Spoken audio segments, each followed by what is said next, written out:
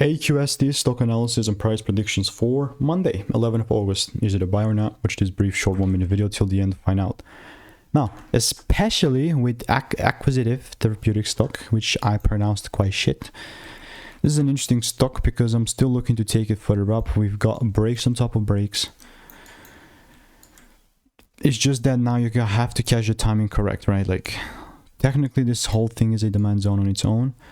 I'm not saying it should come down this low and then mitigate that, but what I'm saying is I got the first break. Only if there is a second break with a full candle close above 40.06, then and only then I'm looking to take things further up. Bro, randomly buying, it's not gonna happen, man. Like, that's where we are. All I'm doing in the meantime is just waiting for rules. And AQST,